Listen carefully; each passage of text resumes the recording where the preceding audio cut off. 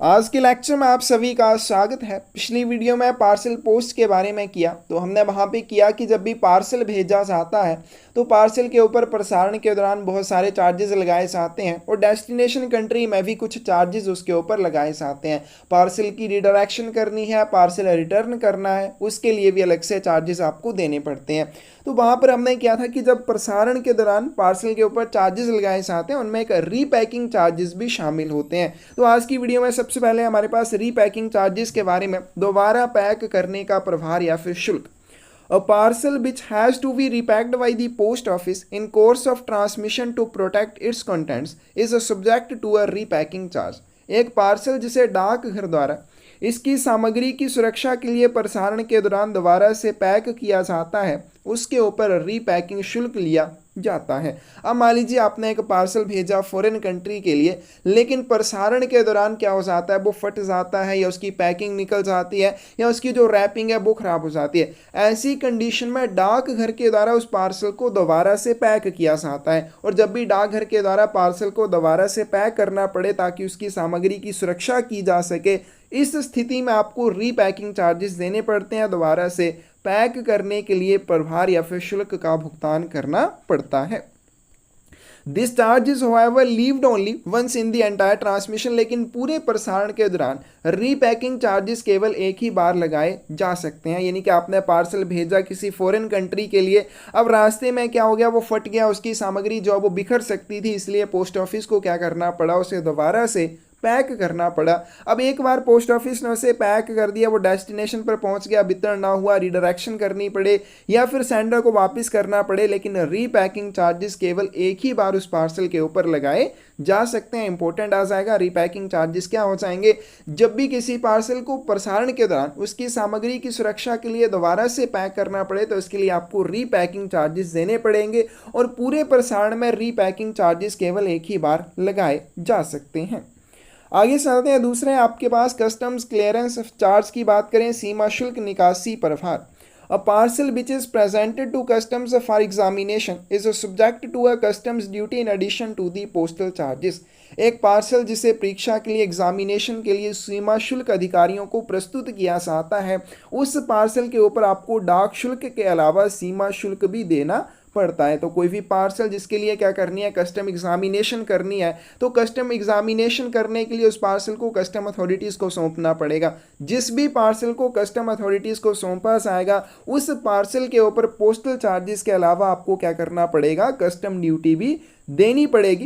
Eight present in India this charge is levied only on parcels which are actually found to contain dutiable goods. और भारत में कौन से पार्सलों के ऊपर ये वाले चार्जेस या कस्टम ड्यूटी है या फिर कस्टम क्लियरेंस चार्जेस है, ये लिए जाते हैं, तो ऐसे पार्सल जिनमें कोई भी शुल्क लगने योग्य सामान होगा, कोई भी ड्यूटीएबल गुड्स होंगी या आर्टिकल्स होंगे, केवल उन्हीं पार्सल्स के ऊपर भारत में क्या लिया जाता है, जो शुल्क ये यहाँ पे बताया गया कस्टम क्लियरेंस चार्ज या फिर जो कस्टम ड्यूटी है वो ली जाएगी। तो क्या हो जाएगा कि जब भी किसी पार्सल को एग्जामिनेशन के लिए सीमा शुल्क अधिकारियों को प्रस्तुत किया जाता है तो उसके ऊपर डाक शुल्क के अतिरिक्त आपको सीमा शुल्क का भी भुगतान करना पड़ता है। और वर्तमान में भारत में ये जो चार्जेस हैं केवल उन पार्सलों पर लगाए जाते हैं जिनमें वास्तव में कोई शुल्क योग्य वस्तुएं पाई जाती हैं, कोई भी ड्यूटीएबल आर्टिकल्स अगर उनमें होंगे तभी ये चार्जेस उनके ऊपर लिए जाएंगे। डिलीवरी ऑफ फॉरेन पार्सल्स, विदेशी पार्सल का वितरण किस तरह से किया जाएगा। Foreign parcels are delivered in India under the conditions prescribed in clause number 39, 39A, 40, 41, 42 और 43 ऑफ पार्ट 1। तो पार्ट 1 में जो भी आपके पास इन क्लोजेस में कंडीशंस दे रखे हैं उनके अनुसार किया जाएगा। और दूसरी बात ये तो हो जाएगी नॉर्मल डिलीवरी की, जैसे एड्रेसी को पोस्ट ऑफिस में बुलाया जाएगा या एड्रेसी के एड्रेस के ऊपर जाके वितरण किया जाएगा। लेकिन इन पार्सल के वितरण के लिए एक व्यवस्था मिल जाती है ऑफिस ऑफ एक्सचेंज में विनियम के कार्यालय में। तो delivery at office of exchange विनियम के कार्यालय में किस तरह से इनका वितरण किया जाता है। Arrangements exist for the delivery on request of an inward foreign article at the office of exchange to the addressee who calls there to produce documents relating to it। अगर यहाँ पे जो प्राप्त करता है वो इस चीज़ का आवेदन करता है कि मेरे लिए कोई भी विदेशी डाक वस्तु आएगी तो उसका वितरण मुझे कहाँ पे चाहिए, ऑफिस ऑफ एक्सचेंज में चाहिए, विनियम के कार्यालय में आए। तो इस तरह की व्यवस्था की जाती है कि उस प्राप्तकर्ता की वस्तुएं, जो भी डाक वस्तुएं फॉरेन कंट्री से आएंगी, उनका वितरण ऑफिस ऑफ एक्सचेंज में कर दिया जाए। अब यहाँ पे किया क्या जाएगा, जो प्राप्तकर्ता होगा उसको बुलाया जाएगा ऑफिस ऑफ एक्सचेंज में कि अपने जो भी उस आर्टिकल के संबंध में डॉक्यूमेंट्स है या दस्तावेज है उनको लेकर वो ऑफिस ऑफ एक्सचेंज में आए। आगे चलते हैं, demanded by the custom authorities और get the article examined by them in his presence. और जो भी कस्टम अथॉरिटीज होती हैं वो क्या करती हैं, प्राप्तकर्ता की देख रेख में उस डाक वस्तु की जांच करती हैं और जांच करने के बाद उसका वितरण प्राप्तकर्ता को दे दिया जाएगा।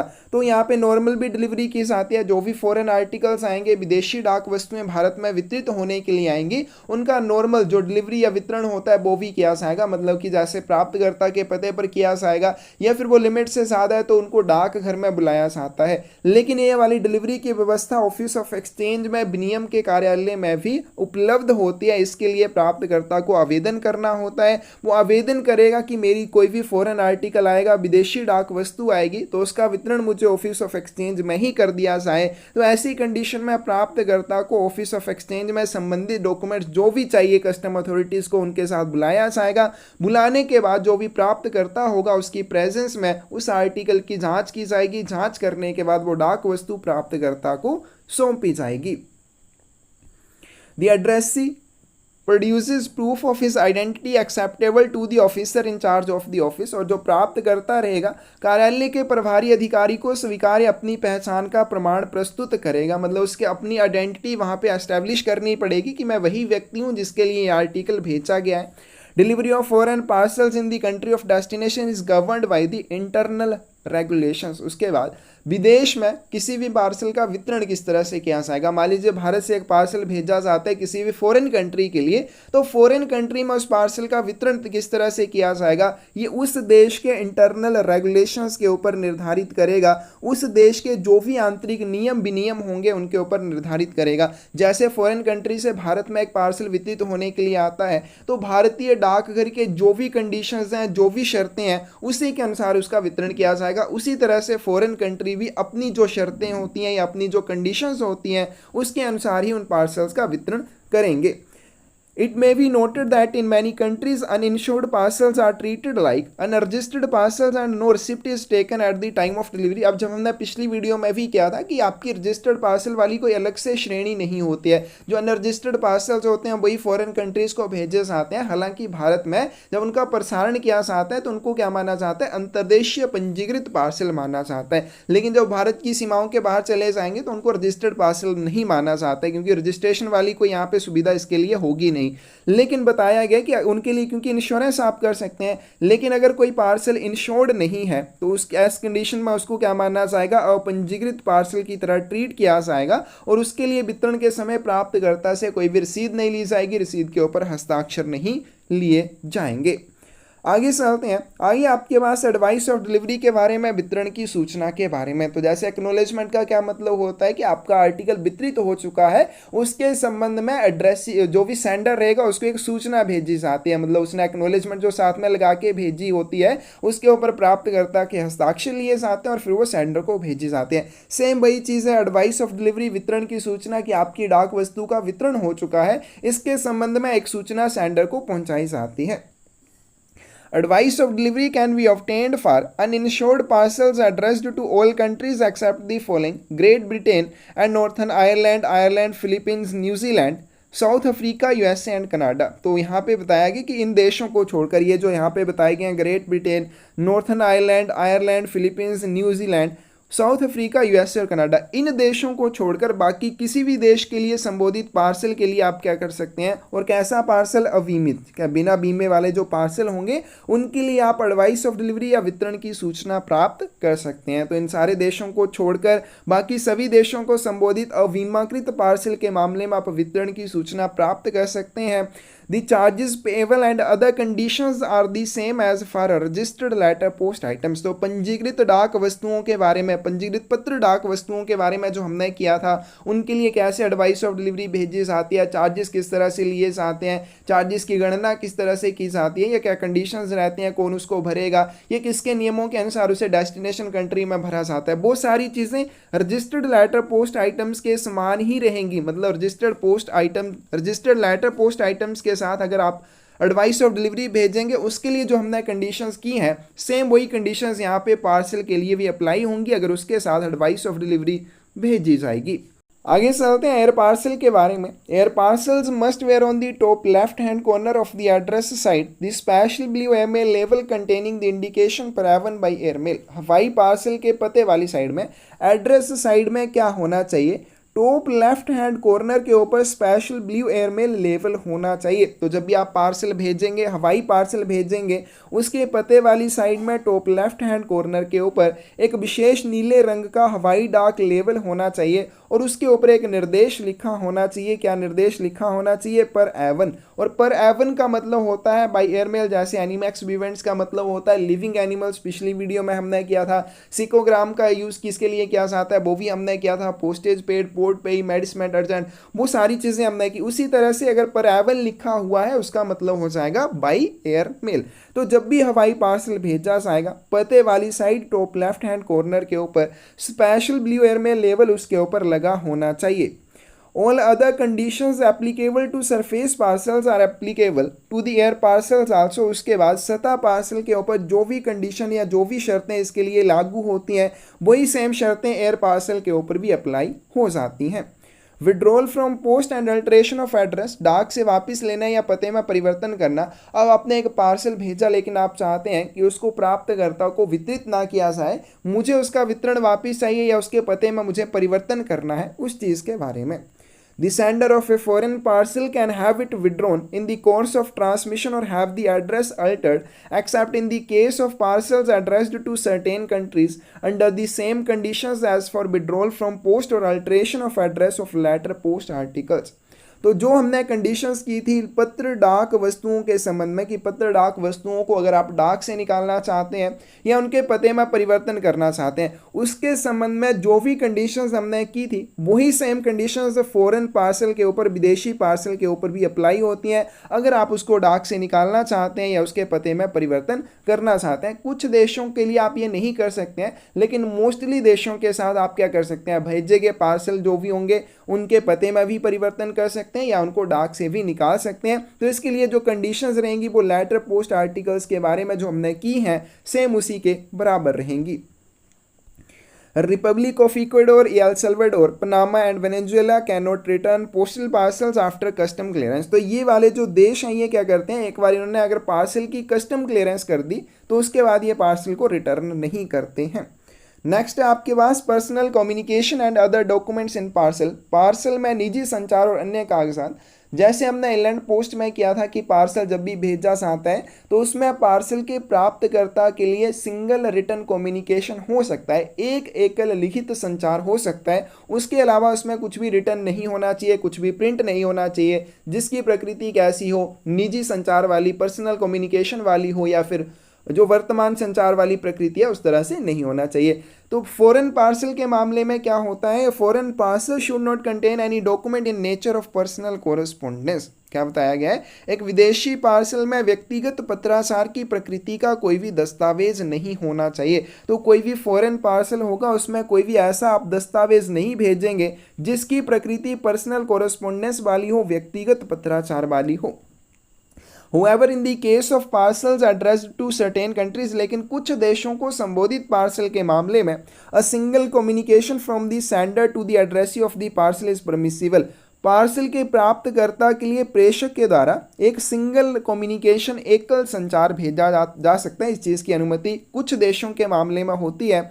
This restriction applies to parcels containing magnetic tapes, wires, discs and similar recording media if the recording is in the nature of current and personal correspondence. हालांकि यहाँ पे बताया गया आपके पास कुछ देशों को जब भी आप इस तरह की कोई सामग्री भेजेंगे जिसमें मैग्नेटिक टेप्स हैं, वायर्स हैं, डिस्क हैं, ये सिमिलर इस तरह का कोई भी रिकॉर्डिंग मीडिया जिसमें आप कोई रिकॉर्ड करके भेज सकते हैं, उसके ऊपर ये रिस्ट्रिक्शन अप्लाई होती है अगर उसमें क्या है, उसमें कोई भी करंट या पर्सनल कोरेस्पोंडेंस की प्रकृति वाला पत्राचार है, उसमें कोई भी वर्तमान या निजी पत्राचार की प्रकृति का कुछ भी है तो उसको रिस्ट्रिक्ट माना जाएगा, प्रोहिबिट माना जाएगा। In all cases documents of any nature can be sent through parcel. और पार्सल में फिर आप और किसी प्रकृति का कोई भी दस्तावेज भेज पाएंगे, लेकिन only if they are only from the sender and intended for the addressee of the parcel or person living with him. लेकिन ये किसके लिए होना चाहिए? केवल पार्सल के प्राप्तकर्ता या प्राप्तकर्ता के साथ रहने वाले किसी व्यक्ति के लिए होना चाहिए। दस्तावेज जो भेजा जाएगा पार्सल में, मतलब उसमें कोई भी पर्सनल या फिर कुछ भी उसमें जो प्रेजेंट वाली कम्युनिकेशन होती है इस तरह का कुछ भी नहीं होना चाहिए। इसके अलावा और कोई भी दस्तावेज होगा, उसकी कैसी भी प्रकृति रहेगी, उसको आप क्या कर सकते हैं? पार्सल के माध्यम से भेज सकते हैं। लेकिन यहाँ पे इंपॉर्टेंट चीज़ है कि उसमें भेजी जाने वाली जो भी सामग्री या जो भी डॉक्यूमेंट होंगे वो केवल पार्सल के प्राप्तकर्ता के लिए होने चाहिए या प्राप्तकर्ता के साथ रहने वाले व्यक्ति के लिए होने चाहिए। और दूसरी बात, उन्हें केवल सेंडर के द्वारा ही भेजा गया होना चाहिए। ये नहीं होना चाहिए कि जो पार्सल भेज रहा है उसको किसी और व्यक्ति ने दिया कि ये मेरा डॉक्यूमेंट है, इसको आप भेज दीजिए अपने पार्सल में। इस तरह से नहीं होना चाहिए। तो केवल वो सेंडर के द्वारा ही डॉक्यूमेंट भेजा जाना चाहिए और पार्सल के प्राप्तकर्ता के लिए ही होना चाहिए या उसके साथ रहने वाले किसी व्यक्ति के लिए भी हो सकता है। Whoever one of the following documents enclosed or reduced to its essential elements and relating only to the goods in the parcel is always permitted. An invoice, dispatch note और advice of delivery bill। उसके बाद parcel में ऐसा कोई भी आप दस्तावेज भेजते हैं जो पार्सल की सामग्री से संबंधित है या फिर उसके जो भी उसमें आपने एलिमेंट्स भेजे हैं उसकी क्रम के बारे में बता रहे हैं, उसके बारे में बताएगा। उन सभी दस्तावेजों की आपको हमेशा अनुमति दी जाती है। जैसे इसमें कोई भी इन्वॉइस आप भेजते हैं, कोई भी प्रेषण नोट या प्रेषण सूचना आप भेजते हैं या फिर डिलीवरी बिल वगैरह भेजते हैं, इन सारी चीज़ों की आपको हमेशा अनुमति होती है। लेकिन ये आप चीज़ ध्यान में रखेंगे, पार्सल में जो भी सामग्री भेजी जा रही है उसी सामग्री से संबंधित ये चीज़ें या ये दस्तावेज होने चाहिए। नेक्स्ट है आपके पास ब्रीच ऑफ कंडीशंस के बारे में। शर्तों का उल्लंघन होने पर क्या एक्शन लिया जाएगा?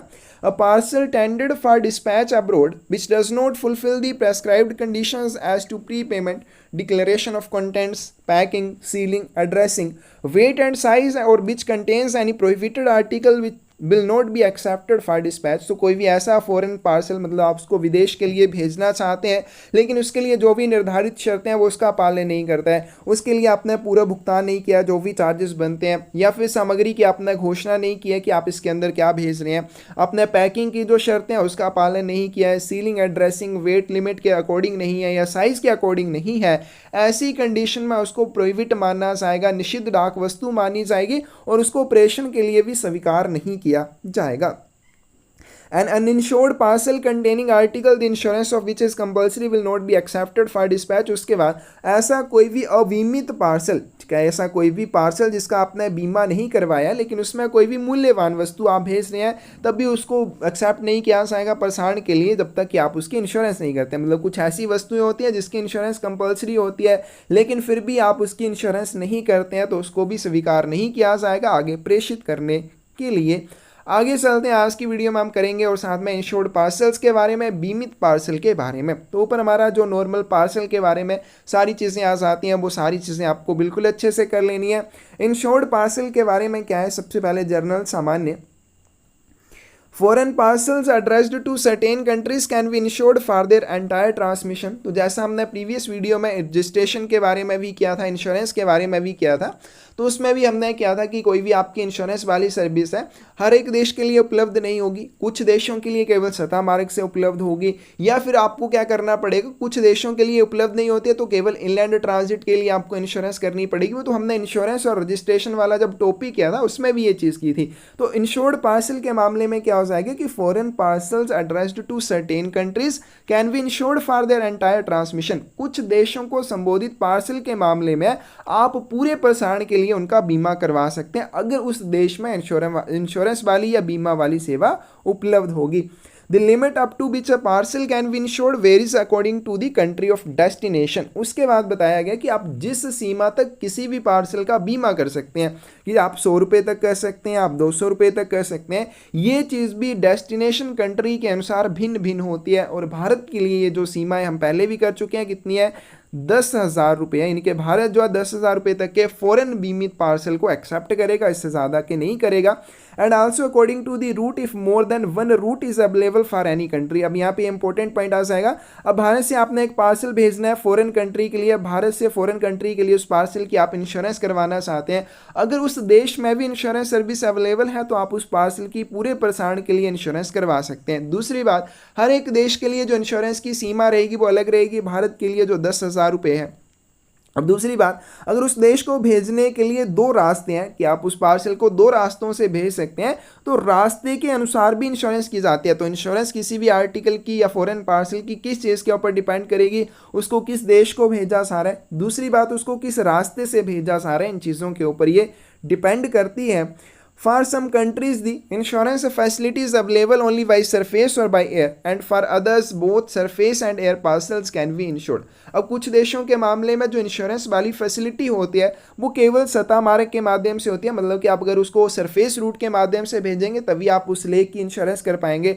कुछ देशों के मामले में एयर के माध्यम से, यानी कि अगर आप जो फॉरेन पार्सल है उसको हवाई मार्ग के माध्यम से भेजेंगे तभी उसकी इंश्योरेंस की जाएगी, अदरवाइज नहीं की जाएगी। सतह मार्ग के माध्यम से की जा सकती है या फिर केवल एयर के माध्यम से की जाती है, या फिर कुछ देशों के मामले में आप पार्सल की दोनों मार्ग के माध्यम से इंश्योरेंस करके उसको भेज पाएंगे। तो इस तरह से अलग अलग होता है, कुछ के लिए केवल सरफेस के माध्यम से, कुछ के लिए केवल एयर के माध्यम से, कुछ के लिए दोनों मार्गों के माध्यम से इंश्योरेंस करवा सकते हैं।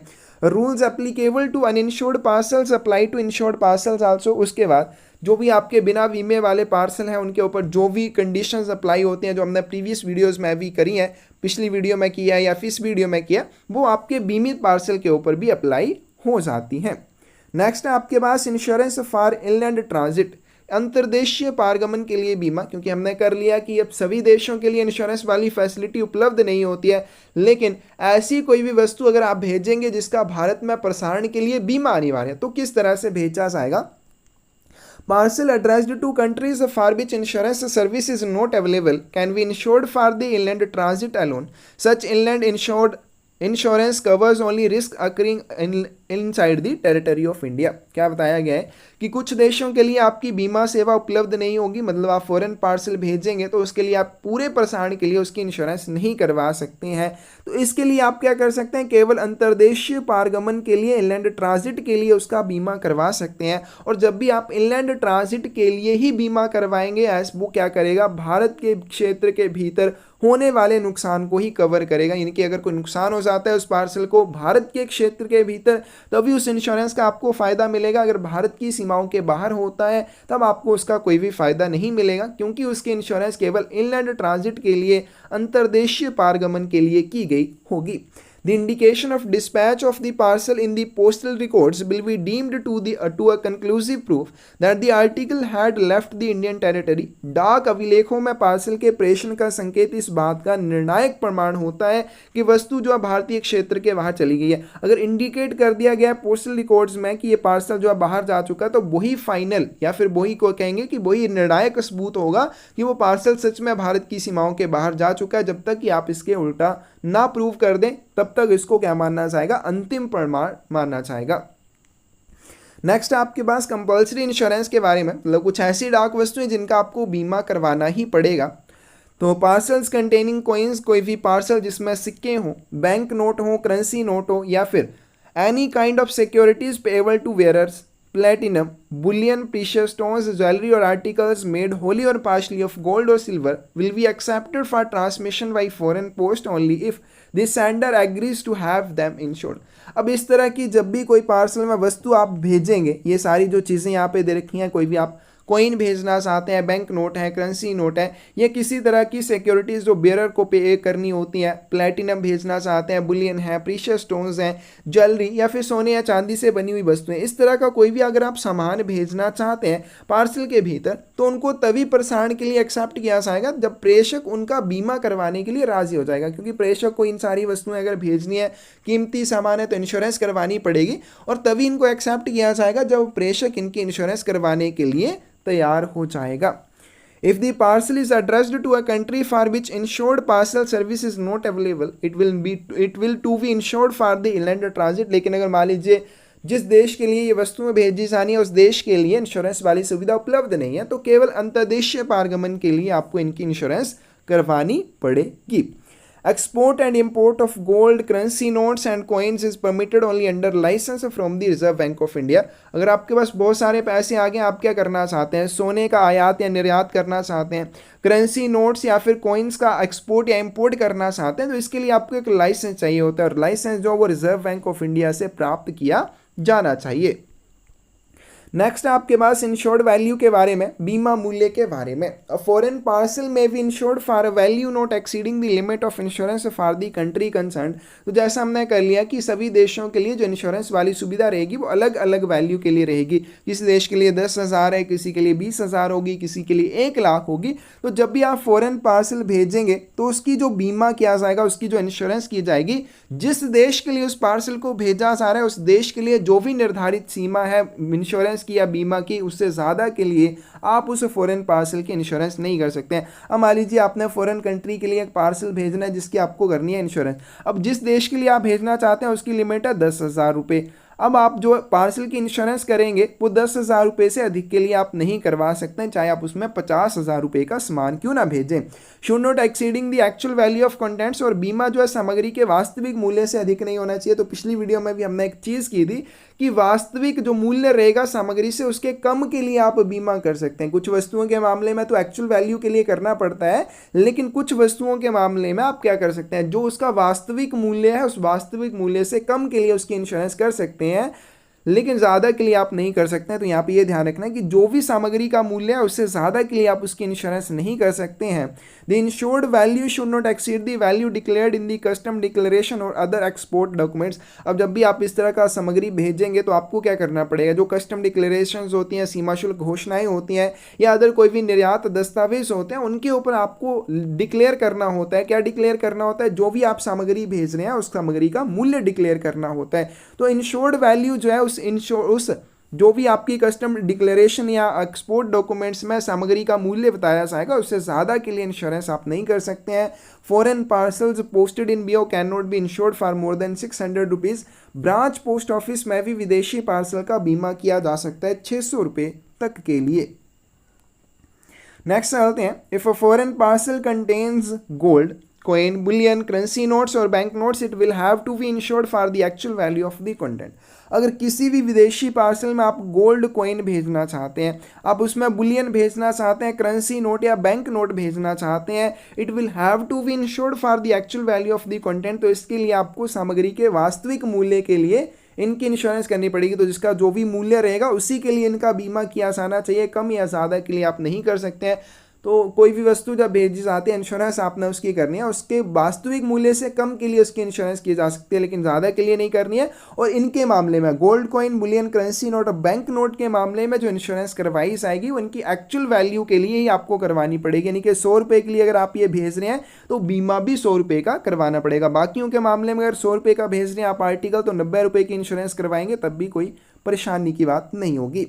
If the parcel is addressed to a country to which insurance is not available, then it will have to be insured for the actual value of the content for the inland transit alone। तो ये same ही वही चीज़ बोली गई है कि अगर मान लीजिए जिस देश के लिए आप ये डाक वस्तुएं भेज रहे हैं जिनमें ऐसा सामान है उस देश में इंश्योरेंस वाली सुविधा उपलब्ध नहीं है, तो ऐसी कंडीशन में क्या हो जाएगा, आपको इनलैंड ट्रांजिट के लिए, अंतर्देशीय पारगमन के लिए ही उसका बीमा करवाना पड़ेगा।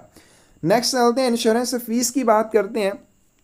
Parcels insured for transmission up to destination are subject to insurance charges. गंतव्य तक प्रसारण के लिए बीमित पार्सल बीमा शुल्क के अधीन होते हैं। मतलब कि आपने जिस जगह पे पार्सल का वितरण किया जाना है उस जगह तक के लिए अगर उसका आपने बीमा किया तो उसके लिए आपको क्या करना पड़ेगा, इंश्योरेंस फीस देनी पड़ेगी। Parcels insured for inland transit alone, लेकिन अगर आपने अंतर्देशीय पारगमन के लिए यानी कि भारत के भीतर ही प्रसारण के लिए उसकी इंश्योरेंस करवाई है, are subject to insurance fees at inland rates, तो अंतर्देशीय दरों के अनुसार ही उसके ऊपर बीमा शुल्क लिया जाएगा। नेक्स्ट चलते हैं, मेकअप एंड पैकिंग की बात करते हैं। पार्सल की बनावट और पैकिंग के बारे में बात करते हैं। In addition to the rules concerning makeup and packing of uninsured parcels, every insured parcel is subject to the following conditions. तो जो भी कंडीशंस आपके अनइंश्योर्ड पार्सल्स के ऊपर अप्लाई होती हैं पैकिंग और मेकअप से संबंध में, वही आपके इंश्योर्ड पार्सल्स के ऊपर भी अप्लाई होंगी। और इसके अलावा और कौन कौन सी शर्तें इसके ऊपर अप्लाई होती हैं, every seal on a parcel must be of the same kind of wax or lead, or it must be sealed by some other effective means and must bear distinct impression of the same private device and or mark of the sender। क्या बताया गया कि जब भी आप insured parcel भेजेंगे, बीमित parcel भेजेंगे, उसके ऊपर आपको सील लगानी पड़ती है। अब सील जो लगाई जाएगी वो एक ही प्रकार की मोम की होनी चाहिए, बैक्स की होनी चाहिए, या आप लेड सील लगा सकते हैं, शीशे की सील भी लगाई जा सकती है, या फिर कोई भी इफेक्टिव मीन्स मतलब क्या बताया गया कि कोई भी और प्रभावी माध्यम से भी उसको सील कर सकते हैं। और दूसरी बात, ये जो सील लगाएंगे उसके ऊपर एक इंप्रेशन होनी चाहिए, इसके ऊपर डिस्टिंक्ट इंप्रेशन होनी चाहिए सेम प्राइवेट डिवाइस की, मतलब एक ही प्राइवेट डिवाइस की अलग अलग उसके ऊपर इंप्रेशन आपने लगानी है, या फिर सेंडर कोई भी अपना और मार्क इसके ऊपर लगा सकता है। तो ये कंडीशन आ जाएगी extra. It should be sealed in such a way that the parcel cannot be tampered with without breaking seal or leaving obvious traces of violation। उसके बाद पार्सल को आपने सील जो लगानी है इस तरह से लगानी है कि अगर पार्सल के साथ कोई भी छेड़छाड़ की जाती है या उसके अंदर की सामग्री निकालने का प्रयास किया जाता है तो उसके ऊपर क्या होना चाहिए, जो आपने सील लगाई है वो वैसी नहीं रहनी चाहिए, या फिर आपने इस तरह से उसको लपेट के पैक करना है कि अगर उसके साथ छेड़छाड़ की जाती है तो सामने पता चलना चाहिए कि इसके साथ छेड़छाड़ हुई है, बिना छेड़छाड़ किए उसके अंदर की सामग्री निकालना मुश्किल हो जाए। The private mark must not be that of a current coin or merely a series of straight curved or crossed lines which can easily be made। उसके बाद जो आप यूज़ करेंगे, जैसे आपने सील लगा दी उसके ऊपर जो इंप्रेशन का यूज़ करेंगे उसके लिए आप प्राइवेट मार्क का यूज़ करेंगे। तो प्राइवेट मार्क में कोई भी करंट कॉइन नहीं होना चाहिए, ऐसा कोई भी सिक्का नहीं होना चाहिए वो जो वर्तमान में चलता है। जैसे वर्तमान में 1 रुपये का सिक्का अगर चलता है तो उसके साथ आप इसके ऊपर इंप्रेशन नहीं लगाएंगे, क्योंकि अगर बाद में वो इंप्रेशन दोबारा से लगानी तो 1 रुपये का सिक्का तो हर किसी के पास होगा तो वो दोबारा से लगा सकते हैं। Merely A series of straight curved और क्रॉस लाइन्स, या फिर आप सीधी या आड़ी टेढ़ी लाइनों का यूज़ नहीं करेंगे जिनको वापस बनाना बहुत ही आसान हो। The wax or other seals as well as the label of any kind and the postage stamps should be spaced out so that they cannot hide any damage to the packet। अब parcel के ऊपर जो भी आप seal लगाएंगे उसके ऊपर जो भी आप लेबल लगाएंगे और या जो भी डाक टिकट लगाएंगे वो आपने इस तरह से लगाने हैं ताकि पार्सल की सामग्री को या पार्सल की पैकिंग को अगर कोई नुकसान होता है तो उस नुकसान को छिपाए ना, उस सामने नुकसान दिखना चाहिए। Seals must be placed over each joint or flap of the covering of a parcel, and if a string has been used in the packing, a seal must be placed on the ends of the string where they are tied। उसके बाद जो seal लगाई जाएगी आपने parcel के हर एक flap के ऊपर लगानी है। और दूसरी बात यहाँ पे बताया गया, अगर आप उसको स्ट्रिंग से या रस्सी से बांध देते हैं तो जहाँ पर रस्सी की गांठ बांधी जाएगी उस गांठ के ऊपर भी आपको सील लगा देनी चाहिए। The labels and postage stamps must not be folded over 2 sides of the packing so as to cover an edge। उसके बाद बोलेगा मान लीजिए इस तरह से आपका एक पार्सल है, ठीक है जी, यहाँ पे ये पार्सल बनाते हैं, ये आपका पार्सल है। अब यहाँ पे बताया कि आपने जो लेबल लगाना है यहाँ पे इस तरह से नहीं लगाना है कि आधा यहाँ पे आ गया, ठीक है, आधा इस वाली साइड में आ गया और आधा दूसरी वाली साइड में चला गया, इस तरह से आपने नहीं लगाना है कि उसकी एक एज को वो कवर कर दे।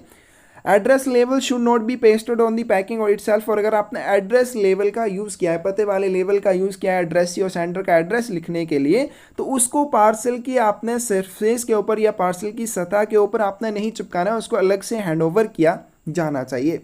The insured value expressed in Indian currency should be written on the parcel in ink in Roman letters and figures in Arabic numerals at the top of the address side। भारतीय मुद्रा में व्यक्त किए गए बीमाकृत मूल्य को पार्सल पर रोमन अक्षरों में स्याही से और पता पक्ष के शीर्ष पर अरबी अंकों में भी लिखना चाहिए। तो हम पहले भी कर चुके हैं, Roman letters and Arabic figures में लिखना चाहिए।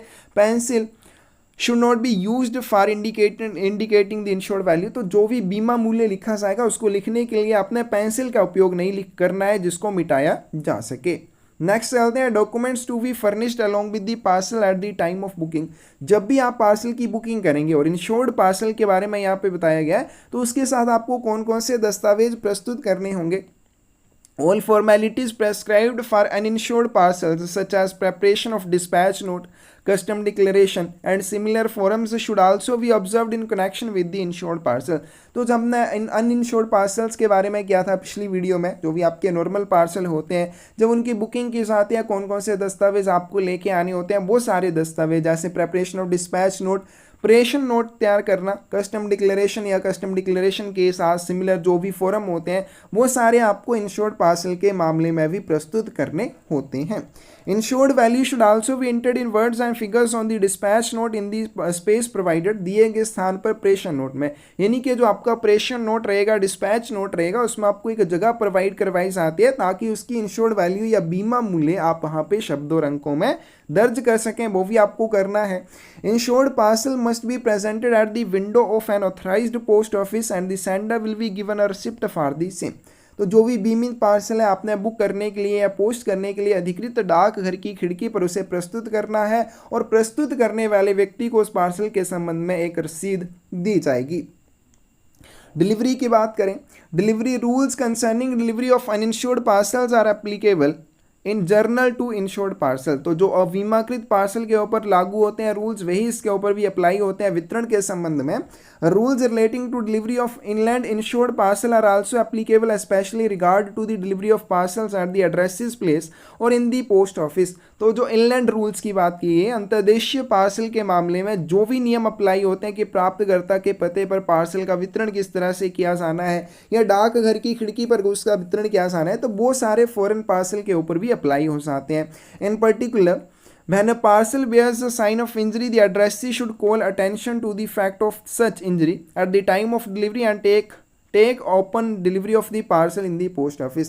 अब जब पार्सल का वितरण लिया जाता है, कोई भी विदेशी पार्सल है, प्राप्तकर्ता जब उसका वितरण लेगा तो उसे ध्यान से उसकी जांच करनी चाहिए और उसको जांच करते समय अगर उसमें कोई भी इंजरी मिलती है, मतलब कि उसको लगता है पार्सल के साथ छेड़छाड़ की गई है, उसको कोई नुकसान हुआ है, तो इस चीज़ के बारे में वितरण लेते समय ही उसे पोस्ट ऑफिस को ये चीज़ के बारे में बताना चाहिए या वितरण लेने के तुरंत बाद इस चीज़ के बारे में वो डाकघर को बताएगा। ठीक है, तो यहाँ पे ये हो जाएगा। और दूसरी चीज़ यहाँ पे क्या हो जाएगा, इस मामले में उस पार्सल की वो ओपन डिलीवरी डाकघर में ले सकता है, मतलब कि वो डाकघर में ही उस पार्सल को खुलवा सकता है, खुलवाने के बाद अपनी सामग्री की जांच कर सकता है कि वो पूरी है या नहीं है। नेक्स्ट चलते हैं रिडायरेक्शन के बारे में, पुनः प्रेषण के बारे में।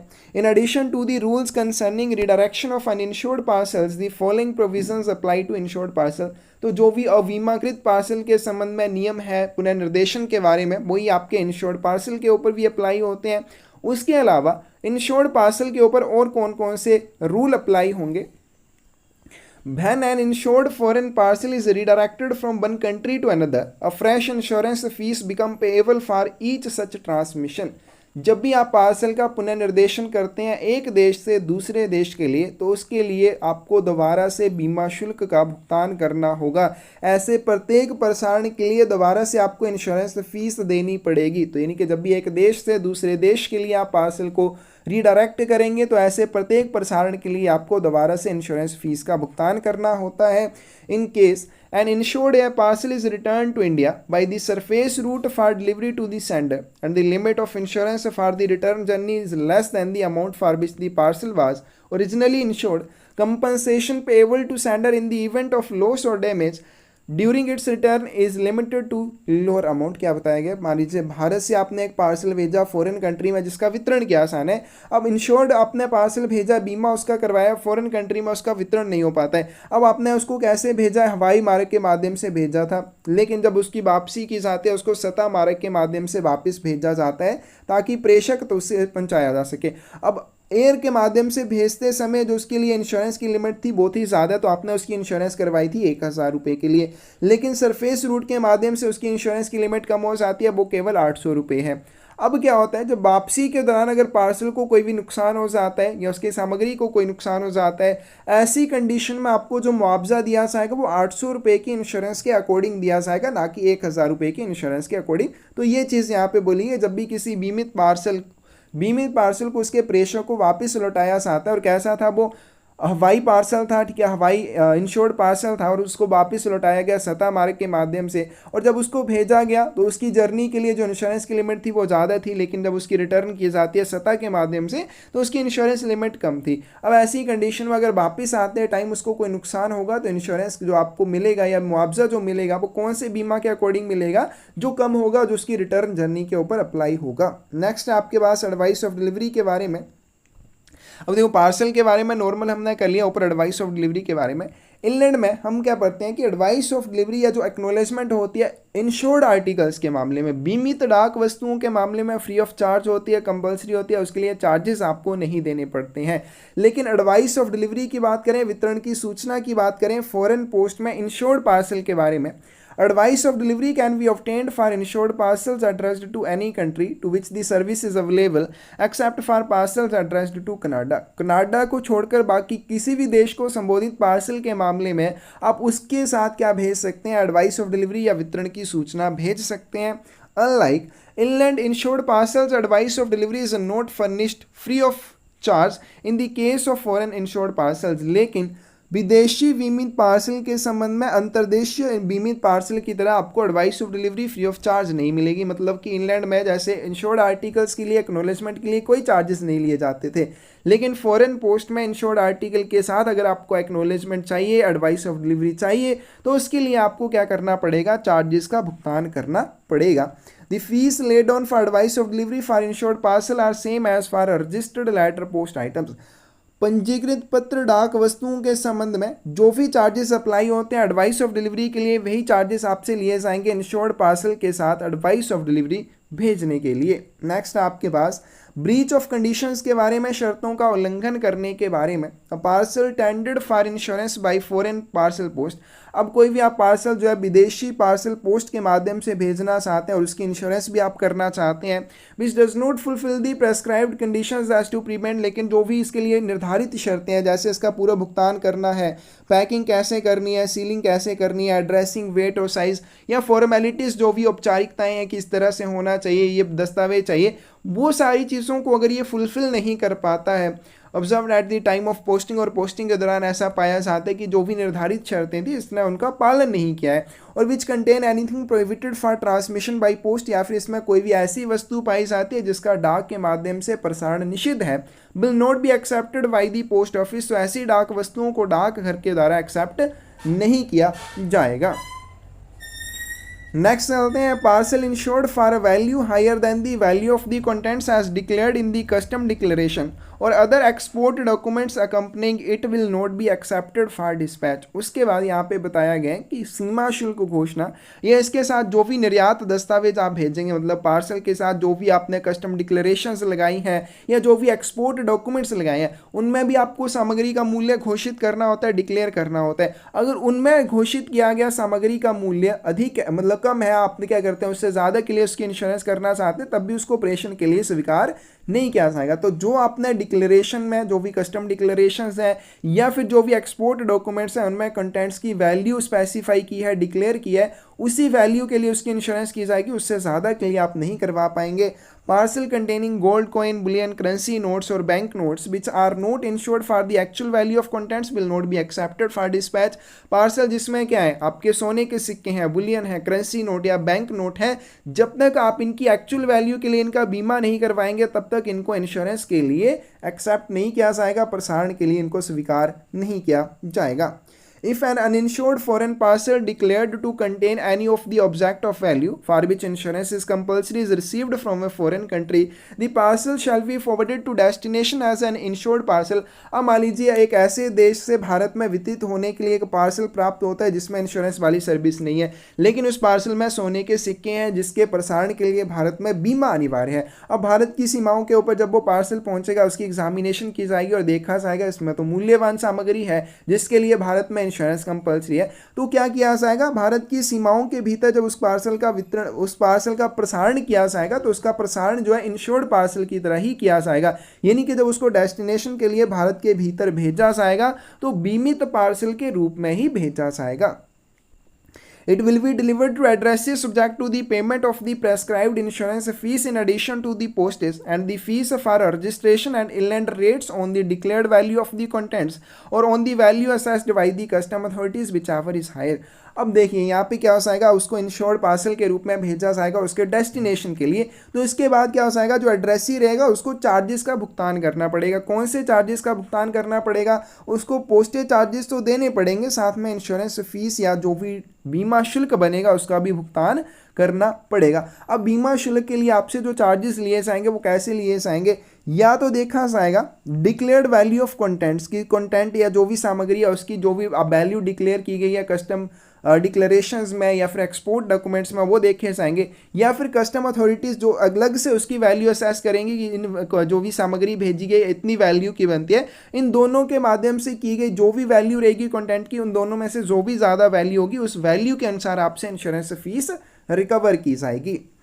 नेक्स्ट है आपके पास, if the value of the contents exceed the maximum limit for which inland parcels may be insured, the parcel will be insured only for such maximum.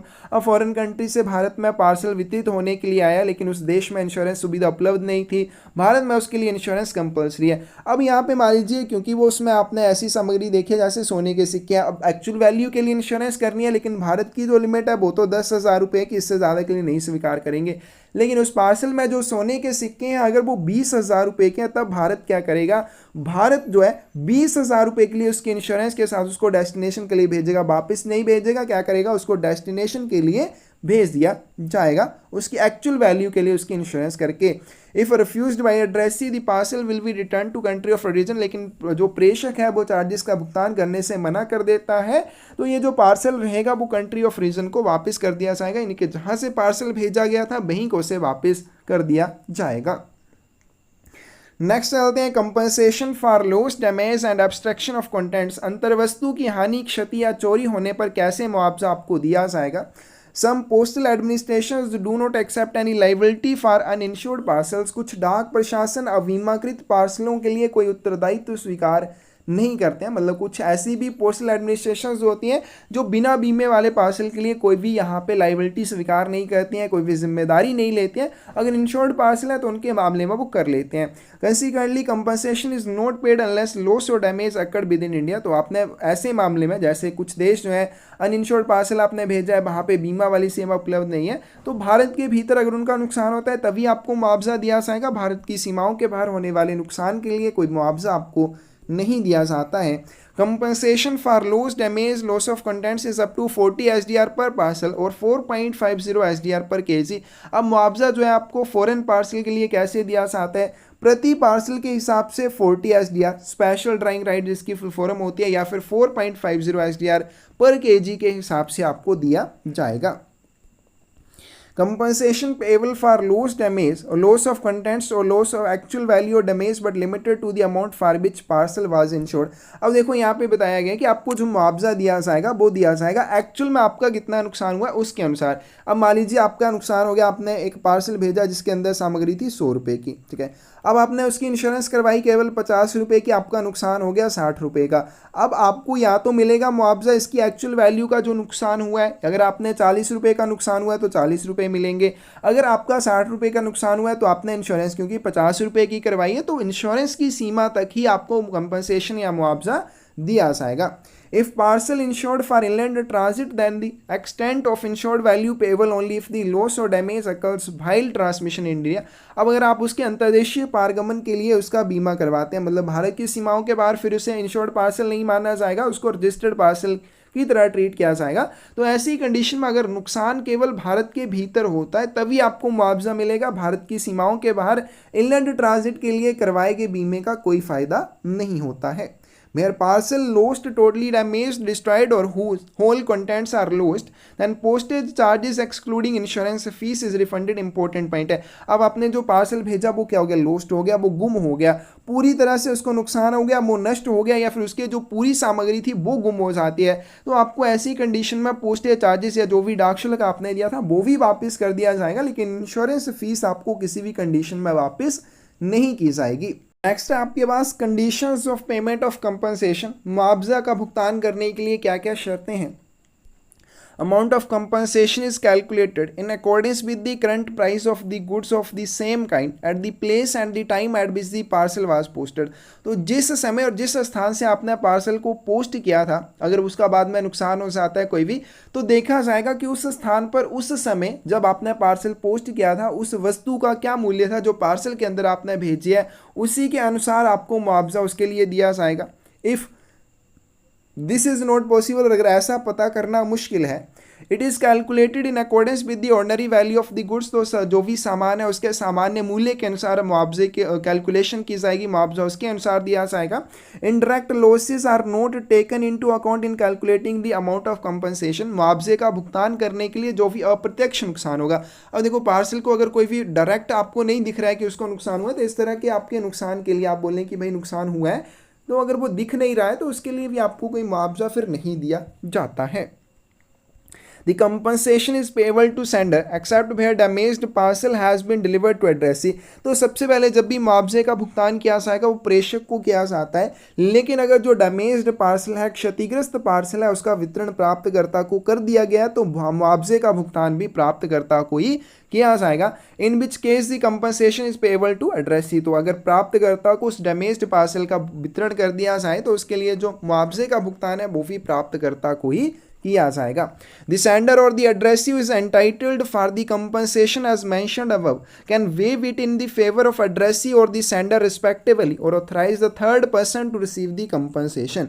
तो मुआवजा जो है सेंडर या एड्रेसी जिसको भी दिया जाएगा वो क्या कर सकता है, इसको दूसरे व्यक्ति के पक्ष में माफ़ कर सकता है कि मुझे नहीं चाहिए, आप दूसरे व्यक्ति को दे दें, सेंडर या एड्रेसी को, या फिर वो क्या कर सकते हैं, दोनों किसी तीसरे व्यक्ति को भी उस पार्सल के मुआवजे के लिए अधिकृत कर सकते हैं कि हमारे अलावा किसी तीसरे व्यक्ति को उस पार्सल का मुआवजा दे दिया जाए।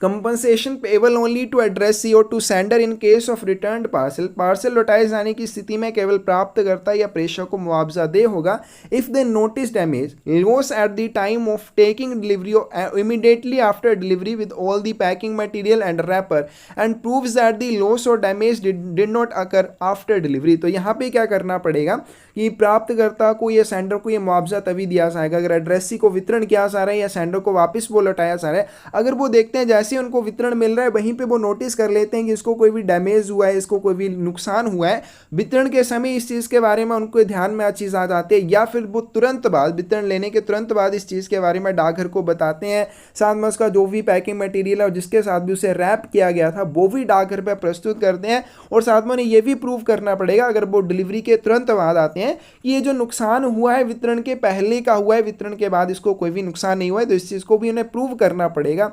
The packing material will have to be surrender to post office, और जो भी पैकिंग मटेरियल होगा वो भी डाकघर में सरेंडर करना होगा, समर्पित कर देना होगा, विच विल रिटेन दैम। और ये जो भी मटेरियल रहेगा पैकिंग मटेरियल इसको डाकघर के द्वारा रखा जाएगा, और कब तक रखा जाएगा, till the completion of the inquiry, जब तक कि इसके बारे में पूछताछ या जो भी जांच है वो समाप्त नहीं हो जाती, and thereafter it if the addressee does not require them. और दूसरी बात, अगर प्राप्त करता है इसको नहीं चाहते तो ये डाकघर के पास ही फिर रहेगा। No compensation will be given in following cases, निम्नलिखित मामलों में कोई भी मुआवजा नहीं दिया जाएगा। कौन कौन से मामलों में आपको मुआवजा नहीं मिलेगा? Where the parcel has been delivered to addressee और to the sender in case of returned parcel in accordance with the local legislations governing delivery. अब वितरण के संबंध में जो भी आंतरिक या स्थानीय कानून है उनके अनुसार अगर उस पार्सल का वितरण प्राप्तकर्ता को या वापसी के मामले में प्रेषक को कर दिया गया है तो उस मामले में आपको कोई भी मुआवजा नहीं दिया जाएगा। फिर दी लॉस और डैमेज और loss of contents of a parcel is due to circumstances beyond control, जहाँ पे परिस्थितियाँ जो है ऐसी हैं, परिस्थितियों से परे, नियंत्रण से परे वाली परिस्थितियों में कि आपको उस चीज़ के ऊपर कोई नियंत्रण नहीं था, अब उस मामले में आप कुछ कर नहीं सकते हैं, तो ऐसे मामले में भी आपको मुआवजा नहीं दिया जाएगा।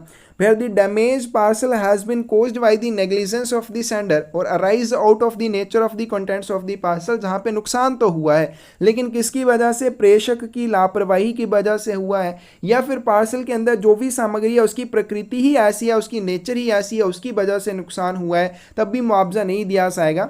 Where the parcels contained anything prohibited from transmission by post, जहाँ पे आपने पार्सल में कुछ भी ऐसा भेज दिया था जिसका प्रसारण डाक के माध्यम से निषिद्ध था, and have been seized by from that reason, और उस वजह से उसमें निषिद्ध डाक वस्तु थी तो उस वजह से उस डाक वस्तु को किसी देश ने सीज कर लिया है, जब्त कर लिया है, तब भी मुआवजा आपको नहीं मिलेगा।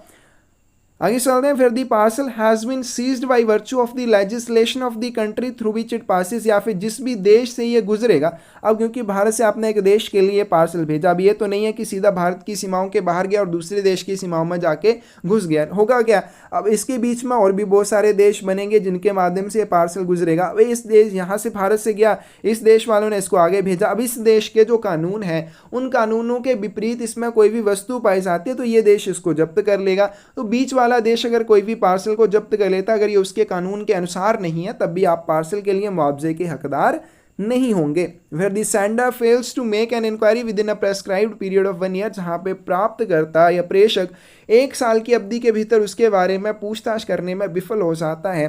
फिर the parcel is addressed to prisoners of war, जहाँ पे पार्सल जो है युद्ध बंदियों को भेजा जाता है या सिविलियन इंटर्न्स को भेजा जाता है, जिनको नज़रबंद किया गया होता है, मतलब जेल वगैरह में डाला गया होता है, नज़र उनके ऊपर रखे जाते हैं, उनके लिए भेजे गए पार्सल के मामले में मुआवजा आपको नहीं दिया जाता है। In the case of insured parcel where it have been fraudulently insured for a value higher than the value of content. अब आपने एक बीमित पार्सल भेजा लेकिन उसकी इंश्योरेंस जो है आपने करवाई, और इंश्योरेंस जो आपने धोखे से उसके अंदर भेजे जाने वाली सामग्री के मूल्य से ज़्यादा के लिए करवा ली है। और इन the case of parcel containing gold coin, bullion, currency note और बैंक नोट, जहाँ पे पार्सल में ये सारी वस्तुएं थी और आपने इनकी एक्चुअल वैल्यू के लिए इनका बीमा नहीं करवाया था, मुआवजा आपको तब भी नहीं दिया जाएगा। तो इंश्योर्ड पार्सल के बारे में और पार्सल के बारे में जो भी बच गए थे टॉपिक वो आज हमारे कवर हो गए हैं। बहुत ही इंपॉर्टेंट है, बहुत ही आसान भी है, समझ के आपको ये अच्छे से याद करना है। Repacking charges, custom clearance charges, है ना, एक बार पढ़ने से ये चीज़ें याद हो जाती हैं। डिलीवरी कैसे की जाएगी, वितरण कैसे किया जाएगा, हवाई पार्सल पर एवन क्या चीज़ होती है ना, तो एक बार पढ़ने से यह सारी चीज़ें याद हो जाती हैं। इंश्योर्ड पार्सल के मामले में किस तरह से पैकिंग करनी है, किस तरह से भेजना है, दस्तावेज़ क्या क्या चाहिए, मुआवजा किस तरह से किसको दिया जाएगा, वो सारी चीज़ें। कोई भी डाउट हो ज़रूर पूछें, कोई भी गलती नजर आए उस चीज़ के बारे में भी ज़रूर बताएं। धन्यवाद।